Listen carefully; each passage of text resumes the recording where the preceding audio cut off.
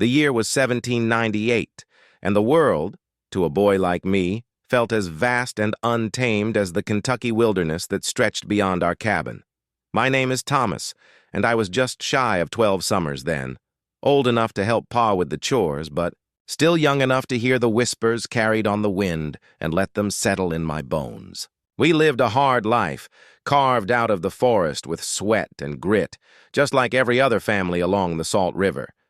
Days were long, filled with the rhythmic thud of the axe, the creak of the plow, and the constant vigilance against nature's whims and the occasional unsettling silence of the woods.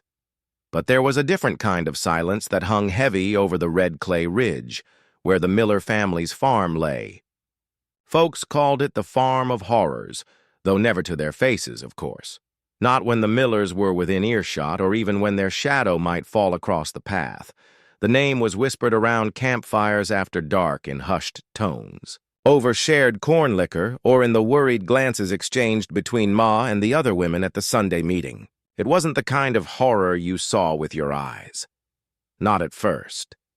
It was the kind you felt, like a chill that had nothing to do with the winter air, or a prickle on your neck when you thought you were alone.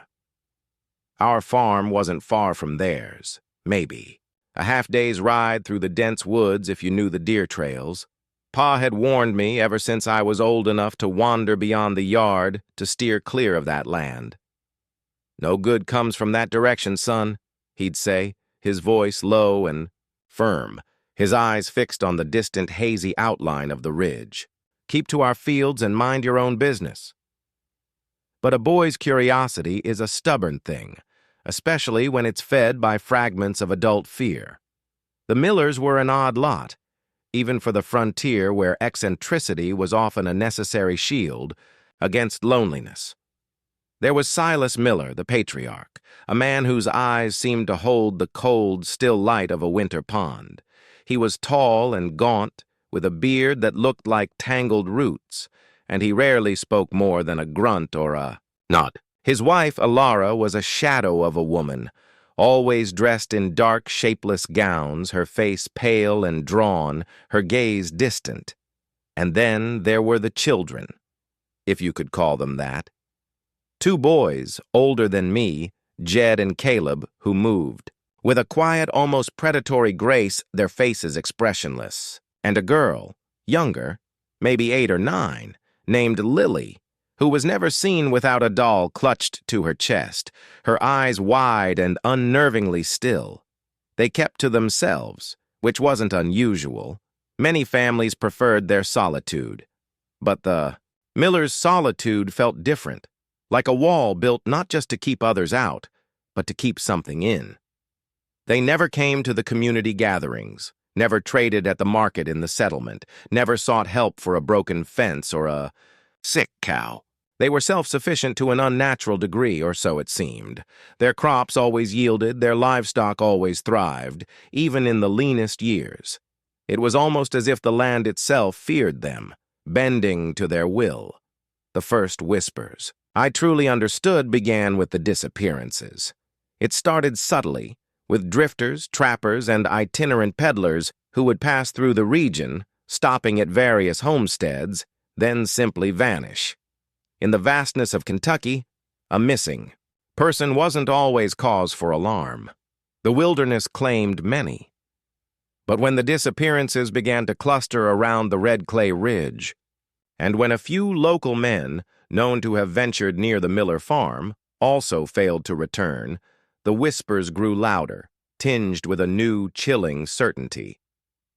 Old Man Hemlock, who lived even further upriver and had seen more seasons than anyone, once told Pa, in a voice rasped by age and fear, "Their well runs deep, Elias, too deep." He didn't elaborate, but the way he shivered, even by the warmth of our hearth, spoke volumes. I remember hearing that and feeling a cold knot in my stomach. What could be in a well that made a man like Hemlock tremble? One sweltering afternoon, Pa sent me to fetch water from the spring that ran through the edge of our property. It was a chore I usually enjoyed, the cool shade of the sycamores a welcome respite from the sun. But that day, a strange quiet had fallen over the woods. The usual chirping of cicadas was muted. The rustle of leaves seemed to hold its breath. As I knelt by the spring, filling the bucket, I heard it. A faint, rhythmic thudding carried on the breeze from the direction of the red clay ridge. It wasn't the sound of an axe splitting wood, nor a hammer striking iron. It was duller, heavier, like something being struck repeatedly against soft earth.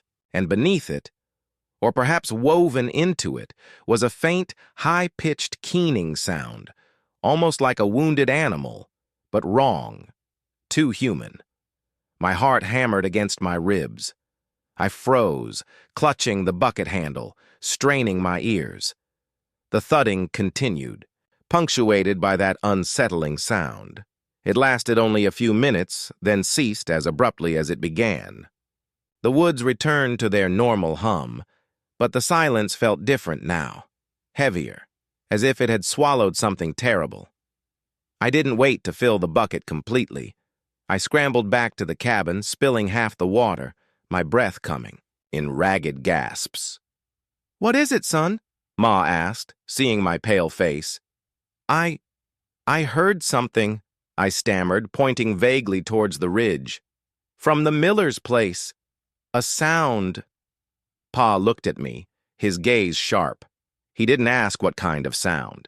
He just nodded slowly, a grim line forming on his lips. "Go on, Thomas," he said, his voice softer than usual. "Go chop some firewood. Keep busy." He didn't dismiss my fear. He acknowledged it, and in that moment I knew his warnings weren't just about general frontier dangers. They were about the millers, about the red clay ridge, about the farm of horrors. The thudding sound, the keening, they burrowed into my mind, mingling with the whispers and the disappearances. They were the first tangible pieces of the puzzle, the first cracks in the wall of silence that surrounded the Miller farm. And I, a curious boy, found myself drawn to those cracks, even as every instinct screamed for me to run the other way. The summer days, once filled with innocent adventures, now held a new, chilling undertone, a sense of foreboding that grew with each passing sunset. I knew, deep down, that the quiet horror of the red clay ridge was not something that could be ignored forever. It was a dark current, slowly but surely, pulling our small, isolated community into its depths. And I, Thomas, was about to witness its terrifying flow. That unsettling thudding sound and the faint, human-like keening clung to me like burrs after that day. It wasn't just a sound anymore. It was a feeling, a cold dread that settled in the pit of my stomach whenever my thoughts drifted to the red clay ridge. Pa, true to his nature, didn't press me for details, but I saw the worry etched deeper into his face. Ma, ever observant, would often catch me staring out the window towards the distant ridge, a faraway look in my eyes. She'd just sigh, a soft, weary sound, and pull me closer, as if her warmth could ward off the unseen chill. The community, small and tightly knit as it was, began to feel the strain of the disappearances more acutely. It wasn't just drifters now. A young trapper named Silas, known for his prowess with a snare and his boisterous laugh, vanished after saying he was heading towards the Salt River, a route that would take him uncomfortably close to the Miller farm. Then, a few weeks later, a family from the next valley over, the McIntyres, who had been on their way to the settlement for supplies, simply never arrived. Their wagon was found abandoned by the old oak tree that marked the turnoff to the Miller property. Its contents, undisturbed but no sign of the family, fear, like a slow-burning fire, began to spread. People started to avoid the trails near Red Clay Ridge, taking longer, more arduous detours. Children were kept closer to home, their usual freedom curtailed. The laughter that once echoed through the woods seemed to dim, replaced by a nervous quiet.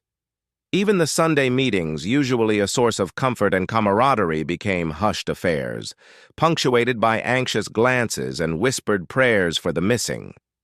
I, however, found myself drawn to the mystery. Perhaps it was the recklessness of youth, or perhaps it was the gnawing curiosity that refused to be silenced.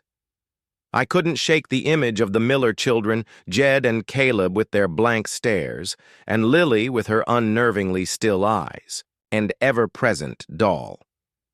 They were part of the puzzle, and I felt an inexplicable pull to understand them. One crisp autumn morning, a few weeks after the McIntyres vanished, I was out with Pa checking our traps. The air was sharp with the scent of pine and damp earth, and the leaves were turning, painting the forest in fiery hues. We were deeper into the woods than usual, near the boundary line that Pa always warned me not to cross. Suddenly, Pa stopped, his hand raised, signaling for silence. I froze, my heart thumping. "Hear that, Thomas?" he whispered, his eyes scanning the dense undergrowth. I strained my ears. At first, nothing but the rustle of leaves and the distant caw of a crow. Then, a faint, high-pitched scratching sound, irregular and persistent. It seemed to come from just beyond our property line, in the direction of the Miller farm. It wasn't a natural sound, not like an animal digging or branches scraping. It was too deliberate, too rhythmic, yet also too frantic. Pa slowly, cautiously moved forward, his rifle held ready. I followed, my breath held tight in my chest, my eyes wide. We crept through the thicket, the scratching growing louder, accompanied now by a low, guttural murmur. We parted a curtain of tangled vines and thorny bushes, and what we saw made my blood run cold. It was Jed Miller, the older of the two boys, maybe 15 or 16, his back to us. He was kneeling beside a freshly dug mound of earth, his hands covered in mud, frantically scratching at the loose soil. Beside him, a small, crudely fashioned wooden box lay open, and within it I could just make out a tangle of dark hair. He was murmuring to himself, a low, unintelligible drone, as if comforting something. Pa pulled me back, his hand clamping over my mouth, stifling the gasp that threatened to escape. We pressed ourselves against the rough bark of an old oak, hidden by the shadows. Jed continued to scratch, and then with a sudden, violent movement, he plunged his hands into the earth, pulling something out. It was a doll, a child's doll, its fabric stained with mud, its button eyes staring blankly. It was Lily's doll. Jed held it up, his face still turned away from us, and then he began to rock it gently, still murmuring. He wasn't burying anything. He was unearthing something, and the frantic scratching, the low murmuring, it was all for this mud-stained doll. It was unsettling in a way I couldn't quite articulate then, but it spoke of a deep, disturbing attachment, a twisted form of play. After a few tense minutes, Jed carefully placed the doll back in the box, recovered it with earth, and then, with a final pat, stood up. He wiped his hands on his trousers, his movements devoid of any emotion, and then melted back into the woods, heading towards his family's farm. Pa didn't move until Jed was long gone. When he finally released me, I could feel the tremor in his hand.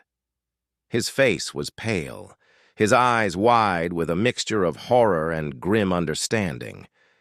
He didn't say a word as we walked back, but the silence between us was heavier than any silence I had ever known. It was the silence of unspoken dread, of a terrible truth glimpsed but not yet fully comprehended. That night, by the flickering light of our hearth, Pa told Ma what we had seen. Ma listened, her hands clasped tightly in her lap, her face growing, paler with each word. When Pa finished, she just shook her head slowly. "They're not right, Elias," she whispered, her voice barely audible. "They're not right at all." The incident with Jed and the doll solidified the growing unease. It wasn't just the disappearances anymore. It was the chilling behavior of the Millers themselves. Their isolation, their strange self-sufficiency, the unsettling sounds I had heard, and now Jed's bizarre ritual with Lily's doll. It all pointed to something far more sinister than mere eccentricity. It pointed to a family that existed outside the bounds of normal human behavior, a family that seemed to thrive on a darkness that repelled all others. I started to notice other things, small details that, when pieced together, formed a disturbing pattern. The miller's farm, though productive, always seemed unnaturally quiet. There were no barking dogs, no squawking chickens, no lowing cattle.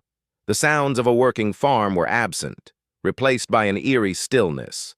And sometimes, on windless nights, I would catch a faint metallic tang in the air, carried from the direction of their farm, a smell I couldn't quite place, but which made my stomach churn. It was a smell that hinted at something unwholesome, something that didn't belong in the clean, fresh air of the Kentucky wilderness. The fear in the community solidified into a grim acceptance that something was terribly wrong, but no one knew what to do. The law, such as it was on the frontier, was distant and slow. And who would believe the whispers of a few frightened settlers against a family that kept to themselves? Besides, there was a primal fear that kept people from directly confronting the Millers. It was the fear of the unknown, of a darkness so profound that it defied understanding. But for me, Thomas, the fear was slowly being replaced by a desperate need to know. The image of Jed and the doll, the thudding and keening, the metallic smell, they were fragments of a nightmare that I felt compelled to understand. I knew Pa's warnings were for my own good, but the pull of the red clay ridge, of the farm of horrors, was becoming irresistible.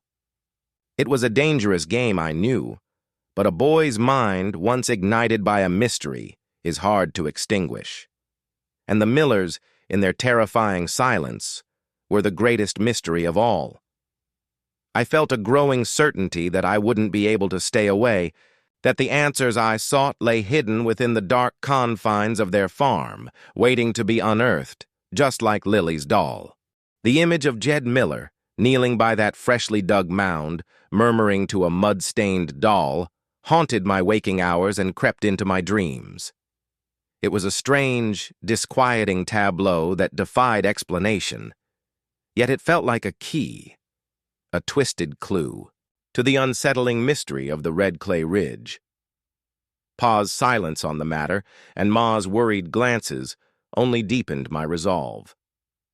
They wanted me to stay away, to forget what I'd seen, but how could I? The unknown, when it hummed with such dark energy, was a powerful magnet to a boy's inquisitive mind. Winter arrived, bringing with it a harsh, unforgiving cold that blanketed the Kentucky wilderness in a thick layer of snow.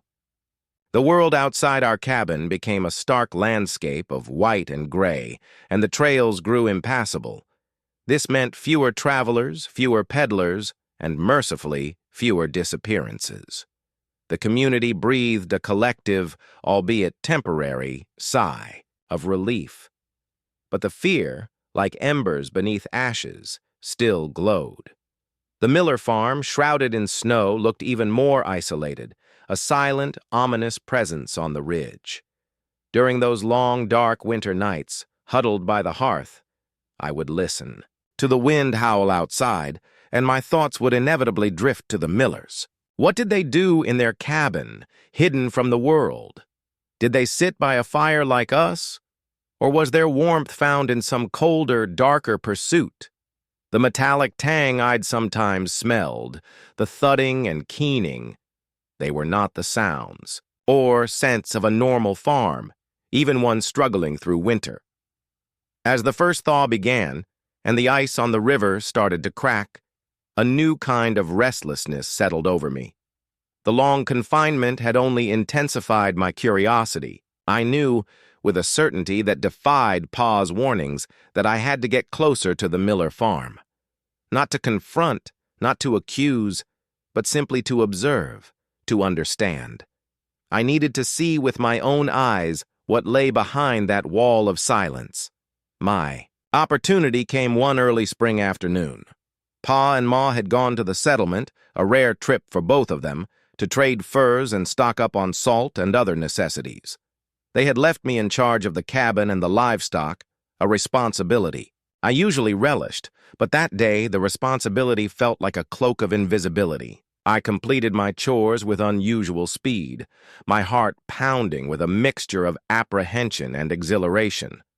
Once the chickens were fed and the woodpile replenished, I grabbed my hunting knife, a small pouch of dried jerky, and a water skin, and slipped out the back door. The air was crisp, and the ground was still damp from the melting snow, making my footsteps soft. I moved through the familiar woods, but with a new purpose, a new direction. I wasn't hunting game, I was hunting answers. I kept to the deer trails, moving cautiously, my senses heightened. Every snap of a twig, every rustle in the undergrowth, made me jump. I reminded myself of Pa's words. No good comes from that direction. But the words felt distant, drowned out by the insistent drum of my own curiosity. After what felt like an eternity, but was probably only an hour or so, the trees began to thin, and I knew I was approaching the edge of the Miller property. The air grew still, the sounds of the forest fading away. It was that unnatural quiet again, the one that always accompanied the thought of their farm. I crept forward, using the sparse bushes and the remaining snowdrifts for cover. Then, through a break in the trees, I saw it. The Miller farm. It wasn't what I had imagined. I had pictured a ramshackle, decaying place reflecting the dark aura of its inhabitants. Instead, it was surprisingly neat, almost unnervingly so. The cabin, though weathered, stood sturdy. The fences were well maintained, and the fields, though still fallow from winter, were clearly prepared for planting. It was a farm, but it felt sterile. There was no smoke curling from the chimney, no sounds of life, no animals grazing. It was a picture of perfect, unsettling stillness. I found a good vantage point behind a cluster of thick pines, close enough, to observe without being easily seen. I settled down, my heart still racing, and began to watch. Hours passed. The sun climbed higher, then began its slow descent. Nothing. No one emerged from the cabin, no movement in the fields. It was as if the farm was deserted, a ghost of a homestead. Just as I was beginning to think my venture had been a fool's errand, a flicker of movement caught my eye. The cabin door, a heavy slab of rough-hewn wood, slowly creaked open.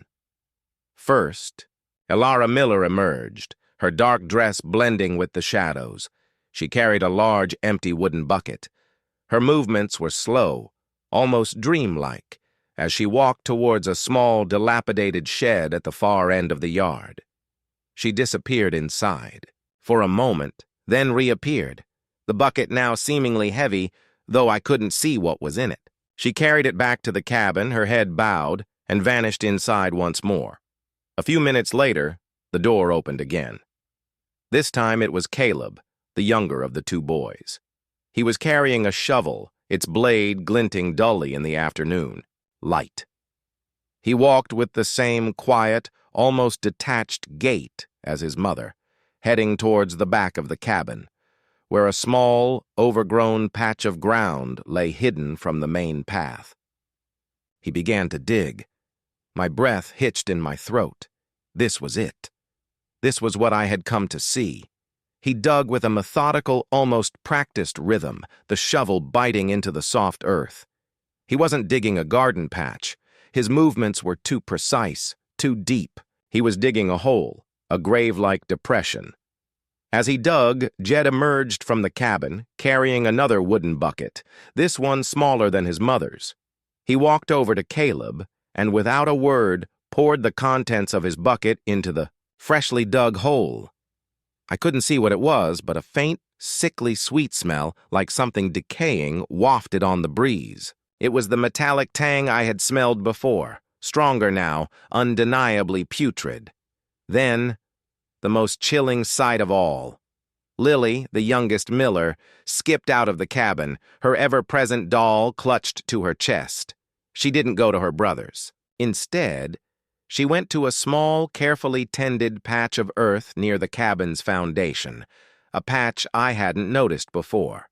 She knelt down, and with her small, unchildlike hands, began to arrange small, smooth stones around the edges of the patch. It looked like a miniature grave. And then she began to sing, a soft, tuneless hum, like a lullaby, but one that held no comfort. Caleb finished digging, and Jed, with a grunt, began to push the earth back into the hole, burying whatever had been in the bucket. They worked in tandem, silent and efficient, like two parts of a single grim machine. When they were done, they smoothed the earth over, leaving no trace of their activity, and then walked back to the cabin, their faces as expressionless as ever. Lily continued her eerie lullaby by her miniature grave. I lay hidden for a long time. After they had disappeared back inside, my body trembling, my mind reeling. The scene I had witnessed was horrifying in its mundane efficiency. The digging, the pouring, the burying, it was all too practiced, too routine. And the smell. The smell was undeniable. It was the smell of death, of something being disposed of quietly, meticulously. I understood then with a sickening certainty what Old Man Hemlock had meant when he said, "Their well runs deep." It wasn't a well for water. It was a well for secrets, for bodies, for the unspeakable acts that happened on the farm of horrors.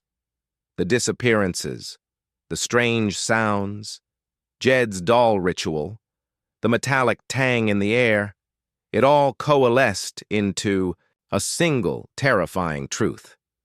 The Millers weren't just odd, they were monsters. And I, Thomas, had just seen a glimpse into their horrifying routine. The innocent curiosity that had driven me here was replaced by a cold, paralyzing fear. I knew I had to get back home, but the image of that freshly dug earth and Lily's chilling lullaby would be etched into my memory forever. The wilderness, once a place of adventure, now felt like a vast, dark shroud, concealing unspeakable horrors. I had found my answers, and they were far more terrifying than any whispered rumor. The journey back from the Miller farm was a blur of panicked footsteps and ragged breaths. My heart hammered a frantic rhythm against my ribs, a drumbeat of terror that echoed the chilling scene I had just witnessed. The crisp spring air, once invigorating, now felt heavy with the stench of something rotten, a phantom odor clinging to my clothes and hair. Every shadow seemed to hold a lurking threat. Every snap of a twig sounded like a footstep behind me. I didn't stop running until our cabin came into view, a beacon of safety in the gathering dusk. Pa and Ma arrived home later that evening, their faces tired but relieved to see me safe. They asked about my day, about the chores, and I mumbled vague answers, my voice thin and reedy. I couldn't bring myself to tell them what I had seen. How could I? The words felt too monstrous, too unbelievable, even to my own ears. How could I explain the methodical, chilling routine of the Millers, the silent disposal of what? I didn't know, and the not knowing was almost as terrifying as the knowing. The image of Lily, singing her eerie lullaby by that miniature grave, was burned into my mind, a grotesque parody of childhood innocence. For days, I walked in a daze, the world around me muted, my thoughts consumed by the horrors of the red clay ridge.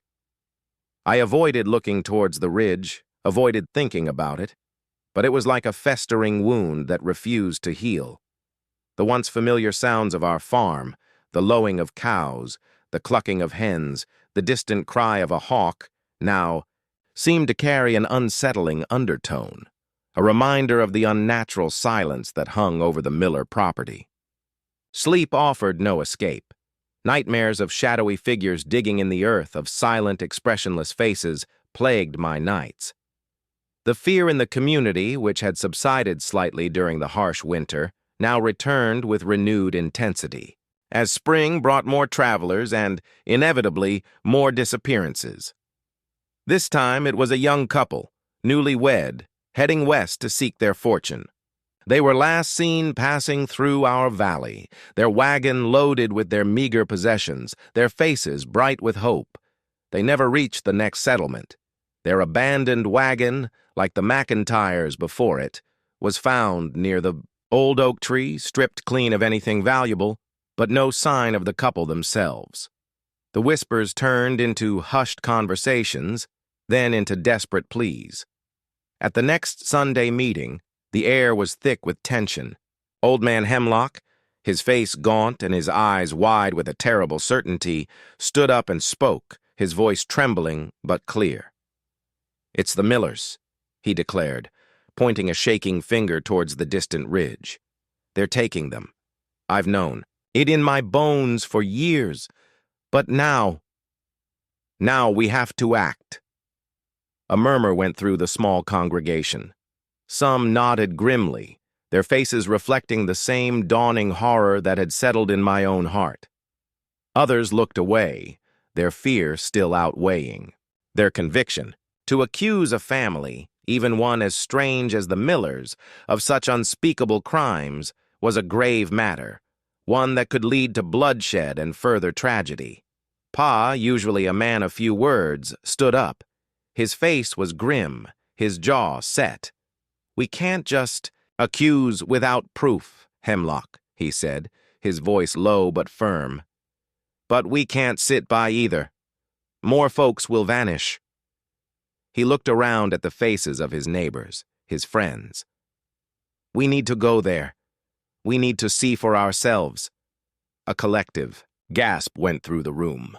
To venture onto the Miller farm, to confront them, was a terrifying prospect. It was one thing to whisper about them, another entirely to face them. But Pa's words, spoken with such quiet conviction, seemed to ignite a spark of courage in some. A small group of men, including Pa, agreed to ride to the Miller farm the following morning. They would go armed, not with aggression, but with a desperate need for answers. I wanted to go. Desperately. I had seen what they did. I had smelled the putrid scent of their secrets. I felt a terrible responsibility, a need to expose the truth. But Pa, seeing the fear and the fierce resolve in my eyes, shook his head. "No, Thomas," he said, his hand resting heavily on my shoulder. "You stay here with your ma. This is not for a boy." His voice was gentle, but his eyes held a steely determination that brooked no argument. The next morning, before dawn, I watched from our cabin window as Pa and the other men, grim-faced and silent, rode off towards the red clay ridge. The air was cold, the sky still dark, and a sense of profound dread settled over our farm.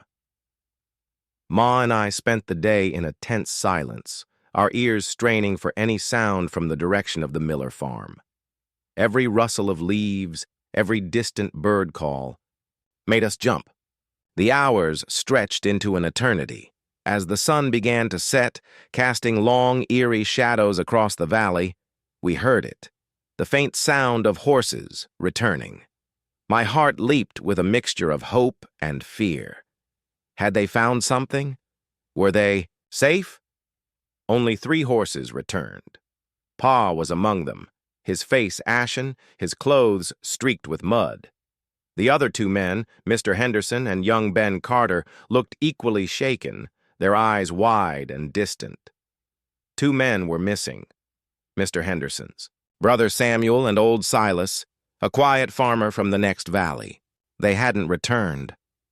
Pa dismounted, his movements stiff and slow, like an old man.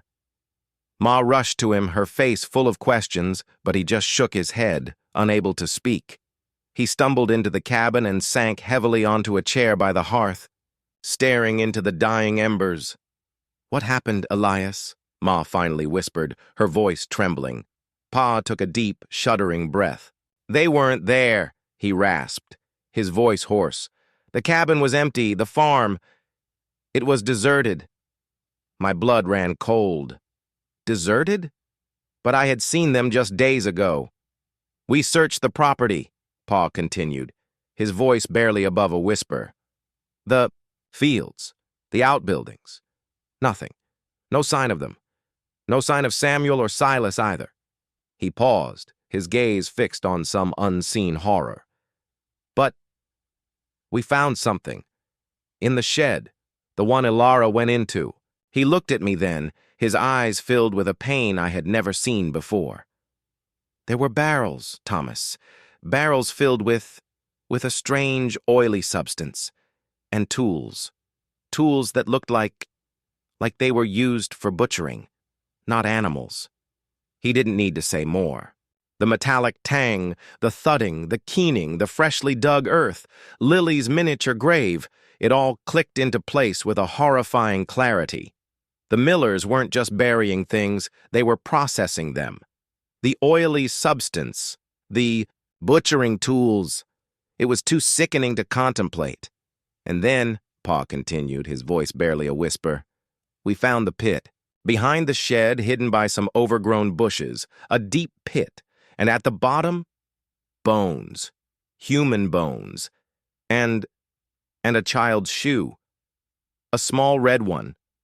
Ma gasped, covering her mouth with her hand. I felt a wave of nausea wash over me. A child's shoe. The McIntyre's little girl had worn red shoes. We didn't stay long after that, Pa said, his voice thick with horror. We just ran. Samuel and Silas, they must have stayed behind or they were taken. We don't know. His voice trailed off, lost in the enormity of what they had discovered, the farm of horrors. It wasn't just a name whispered in fear, anymore. It was a reality, a gruesome truth that had been hidden in plain sight. The millers were gone, vanished into the wilderness as silently as they had appeared, leaving behind a chilling testament to their unspeakable crimes. But they had left something else behind, too. A community shattered by fear, haunted by the specter of their monstrous acts, and 2 more men lost to the depths of the red clay ridge. And I, Thomas, had been a witness, a silent observer to the dawning of a nightmare that would forever cast a long, dark shadow over the Kentucky frontier. The horror had a name, and it was far more terrible than any of us could have imagined. The smoke from the burning Miller farm lingered for days, a bitter reminder of the inferno that had consumed the physical horror. A fragile sense of relief settled over our community, but fire, as Pa often said, cleanses, but does not erase. For me, Thomas, the nightmares persisted, vivid and terrifying. Lily's tuneless lullaby and the image of the pit, bones, and the small red shoe haunted my sleep. I kept the porcelain doll's arm hidden, a secret burden. The community tried to return to normalcy, but a subtle shift had occurred. People were more cautious, laughter less boisterous, children were kept closer, parents' eyes constantly scanning the tree line. The wilderness, once a source of pride, now felt haunted. Travelers, hearing the grim tales, began to avoid our valley, making our isolated settlement even more so. Pa, usually stoic, carried the burden heavily, his spirit dimmed. By the horrors he'd witnessed, weeks turned into months, spring to summer. The corn grew tall, the river flowed lazily, but the unease persisted. The game seemed scarcer near the ridge, birds sang less often there. Even the wind from that direction carried an inexplicable chill. Then, the incidents began. Old Man Hemlock's prize-hunting dog, Tracker, was found dead. No marks, just pure terror on his face. Then, Jedediah Cobb's milk cow, Bess, vanished overnight without a trace. These small incidents, easily dismissed by some, felt like cold fingers tracing patterns on my skin. One late night, the faint, high-pitched keening sound pierced the darkness. It was the same unsettling wail I had heard months ago, coming from the direction of the Miller farm. I sat bolt upright, heart pounding. Had I dreamt it? The next morning, Pa's drawn face confirmed he'd heard it too. The silent acknowledgement between us solidified my grim determination. The Millers might be gone, their farm burned, but their shadow, their chilling legacy, still lingered. The porcelain doll's arm, hidden beneath my bed, felt heavier than ever. It was no longer just a secret. It was a connection, a silent challenge. The initial fear that had paralyzed me was slowly giving way to a desperate need to know. I couldn't simply forget or move on. The mystery of the Millers, of what they truly were and why they did what they did, still gnawed at me.